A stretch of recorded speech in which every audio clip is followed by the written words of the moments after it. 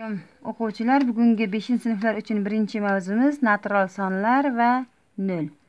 Natural sonlar deb nimaga aytiladi? Natural sonlar deb narsalarni sanashda ishlatiladigan sonlar natural sonlar deyiladi. Natural sonlar nimalardan tuziladi? Natural sonlar albatta raqamlardan tuziladi. Biz natural sonlarni bilish uchun raqamlarni bilib o'tishimiz kerak. Raqamlar 10 ta bo'ladi. 0, 1, 2, 3, 4, 5, 6, 7, 8, 9. 0 dan 9 gacha. Demak, 10 ta raqam bor ekan. Mana shu 10 ta raqamdan sonlar tuzamiz. Masalan, 23 sonini oladigan bo'lsak, bu 2 xonali son. 2 xonali sonning tarkibida 2 ta raqam ishtirok etyapti.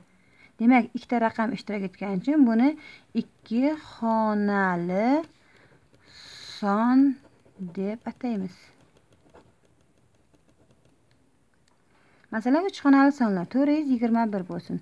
421 ning sonining ichida 3 ta raqam ishtirok etyapti. Shuning uchun buni 3 xonali son deb bilamiz.